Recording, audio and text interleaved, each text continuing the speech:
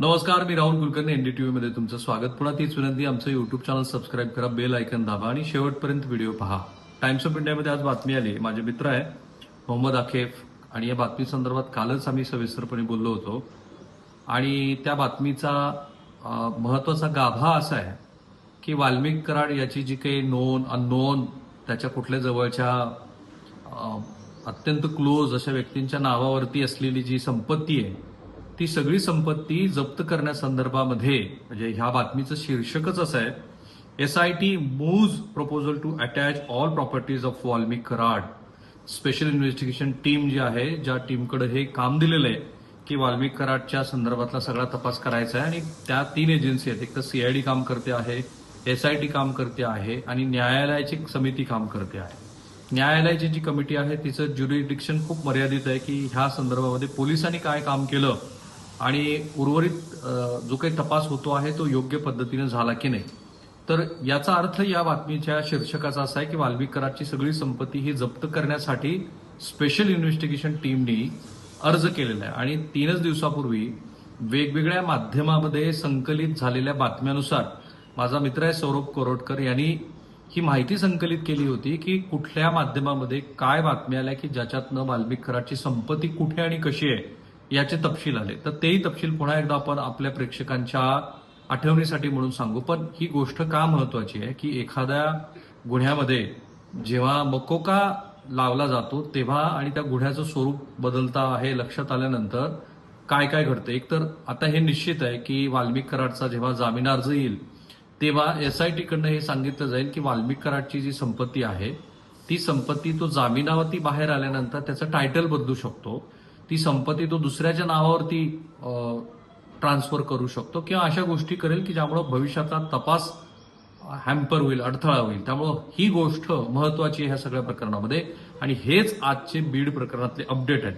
ह्या सगळ्या प्रकरणाच्या निमित्ताने जसं वाल्मिक कराडचे स्वतःचे काय अधिकार आहेत की तो एक संशयित गुन्हेगार आहे, तर बऱ्याच जणांना असं वाटलं की वाल्मिक कराडच्या प्रकरणामध्ये काल सुद्धा पोलिसांनी त्याची न्यायालयीन कोठडी मागितली. तर अनेकांचं असं मत होतं की पोलीस कोठडी का नाही मागितली. तर तपासाच्या विशिष्ट टप्प्यावरती पोलीस असं म्हणू शकतात की आमचा हा अधिकार की त्याला केव्हाही पुन्हा एकदा आरोपीला पोलीस कोठडीमध्ये घेण्याचा बाधित ठेवून, त्याला अबाधित ठेवून त्याला न्यायालयीन कोठडी द्या, जी न्यायालयीन कोठडी दिलेली आहे.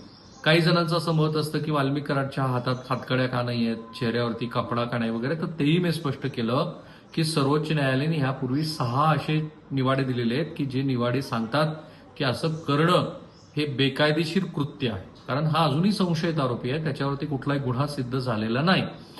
तिसरी महत्वाची गोष्ट, बऱ्याच जणांना असं वाटलं की वाल्मिक कराडच्या प्रकरणामध्ये सरकारी पक्षाचे वकील हजर का होत नाही. तर तिथेही जेव्हा तुम्ही न्यायालयीन कोठडीच मागितलेली आहे तेव्हा तिथे सरकारी पक्षाच्या वकिलाचं हजर राहणं गरजेचं नाहीये.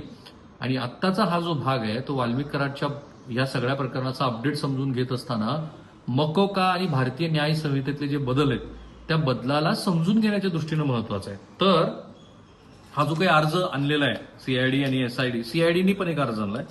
The CID sources sed that the application under भारतीय नागरिक सुरक्षा संहिता सेक्शन 107 अटॅचमेंट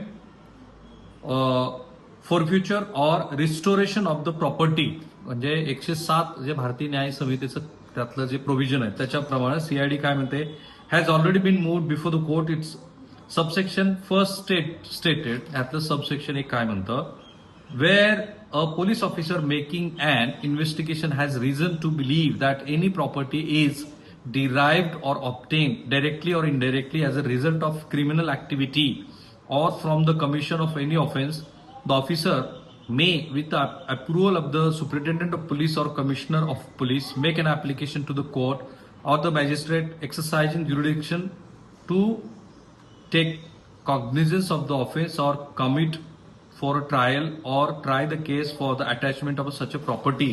भारतीय न्याय संहितेमध्ये अशा गुन्ह्यातून संकलित केलेली जेवढी म्हणून संपत्ती आहे ती सगळी संपत्ती आपल्याला जप्त करण्याचा अधिकार मिळालेला आहे. आणि सीआयडीनी या प्रकरणामध्ये तोच अधिकार वापरलाय की वाल्मिक कराडनं, म्हणजे ह्याचा एक शब्द असा आहे की प्रोसीड्स ऑफ क्राईम, म्हणजे सगळ्या गुन्हेगारी कृत्यातनं जमा केलेली संपत्ती, तर ती संपत्ती जप्त करण्याचा अधिकार ह्या अर्जामध्ये सीआयडीनं मागितला. आता दुसरं एसआयटीनं काय केलंय, The sources said CID was also working on invoking MCOCA's Section 20 for confiscating properties belonging to all accused.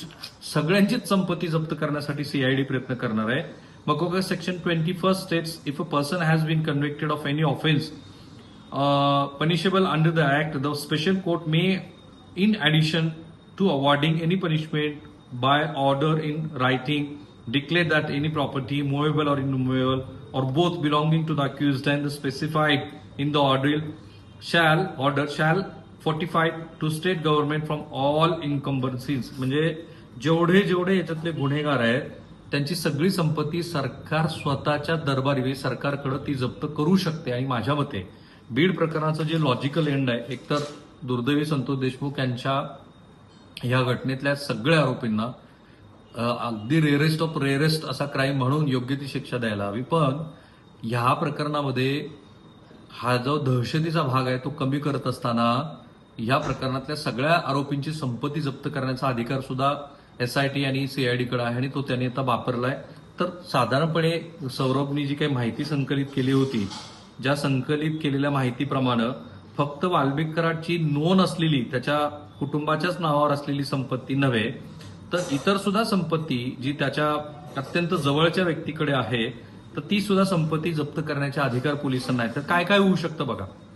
मगर पट्ट्यात वाल्मिक कराडच्या ड्रायव्हरच्या नावे 75 कोटीचा फ्लोर आहे. हे मला दिलेल्या मुलाखतीमध्ये सुरेश धस यांनी पहिल्यांदा महाराष्ट्राला सांगितलं आणि त्यानंतर अनेक माध्यमांनी त्याच्या बातम्या केल्या. ते जप्त होऊ शकतं. बीड जिल्ह्यात 35 कोटीचे 7 वाईन शॉप आहे. माझ्या माहितीनुसार त्या वाईन शॉपच्या परवाने आता रद्द व्हायला सुरुवात झाली, पण हे 7 कोटीचे वाईन शॉप पण ते रद्द केले जाऊ शकतात. दुसरी पत्नी ज्योती जाधवच्या नावावर बार्शीत 50 एकर जमीन आहे.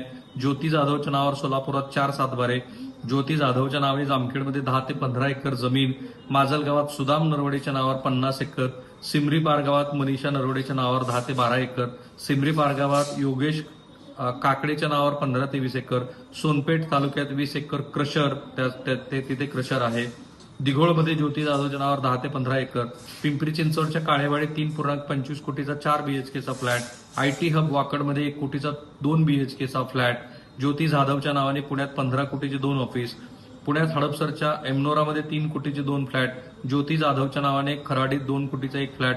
धनंजय मुंडेंसोबत काय सोकॉल्ड पार्टनरशिप आहे असं म्हणतात. आणि आतापर्यंत ह्या क्षणापर्यंत श्री धनंजय मुंडे यांचा ह्या प्रकरणातल्या कोणत्याही गुन्ह्यामध्ये थेट सहभाग निश्चित झालेला नाही.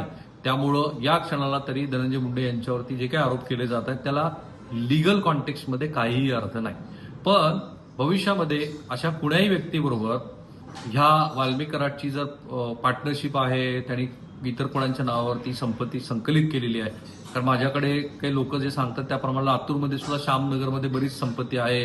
लातूर जिल्ह्यातल्या काळे बोरगावमध्ये काही जमीन खरेदी केली वगैरे असं म्हणतात.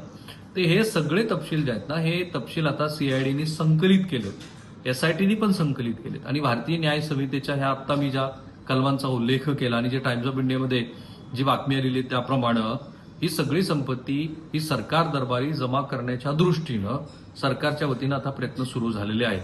सोबत जेव्हा केव्हा वाल्मिक कराडचा जामिनीचा अर्ज येईल तेव्हा ही जी पोलिसांनी म्हटल्याप्रमाणे गुन्हेगारी कृत्यातनं जमा केलेली जी संपत्ती आहे तीच वाल्मिक कराड याच्यासाठी अडचणीची ठरणार आहे. म्हणून मी म्हटलं की ह्या निमित्ताने गुन्हेगारांचे अधिकार, गुन्हेगारांना कुठल्या कायद्यात कशी शिक्षा होऊ शकते, जे गुन्हे झालेले आहेत त्याचा तपास कुठपर्यंत आलाय, पोलिसाच्या रिमांड नोटमध्ये काय म्हटलं जातं, हे सगळं आम्ही महाराष्ट्रासमोर मांडतो आहोत. सोबतच आपल्या दृष्टीनं अभ्यास म्हणून भारतीय न्याय संहितेचे जे वेगळे कलम आहेत, तरतुदी आहेत, त्या सुद्धा आपण त्याचा अभ्यास केला पाहिजे. कारण ही एक अशी युनिक केस आहे की ज्या प्रकरणाचा आता आपल्याला अभ्यास म्हणून सुद्धा नीट अनेक अर्थाने सामाजिक म्हणून याचे मला जाणवतात की बीडमध्ये अनेक लोकांना याचा त्रास होतो आहे. ते सर्व जातीचे आहेत, सर्व धर्माचे आहेत. आणि म्हणून त्यातले जे सामाजिक अँगल आहेत, जे धनंजय मुंडे जे म्हणाले ते खरं आहे की शिर्डीमध्ये की मराठवाड्यामध्ये सामाजिक असमतोल वाढीला लागलेला आहे. तो कुठल्या एका जातीमुळे लागला वगैरे असं नाही, पण एकमेकांबद्दलचा अविश्वास, एकमेकांबद्दलचं संशयाचं वातावरण हे वाढीला लागलेलं आहे. आणि ते म्हणाले तसं, आणि तेच काय अनेक लोकांनी हे अंदाज व्यक्त केलेले आहेत की मराठवाड्यामध्ये, कारण स्वतः श्री शरद पवार पुण्यात म्हणाले की महाराष्ट्रातली जी सामाजिक असुरक्षिततेची भावना आहे ती कमी करण्याची जबाबदारी एकट्या मुख्यमंत्र्याची नाही, तर त्या भागाकडे सुद्धा आपल्याला अत्यंत सजगपणे पाहावं लागणार आहे. आणि तेही आम्ही करत राहू. भलेही हे ज्या दोन्ही बाजूच्या ट्रोलर टीम्स आहेत त्या आम्हाला ट्रोल करत राहतात. ठीक आहे, तो त्यांचा भाग आहे. सो थांबूया आपण इथे. पुन्हा एकदा तीच विनंती, आमचं युट्यूब चॅनल सबस्क्राईब करा, बेल आयकन दाबा. NDTV सगळ्या सोशल मीडिया प्लॅटफॉर्मवरती आहे, तर तिथे आम्ही तुम्हाला भेटतो.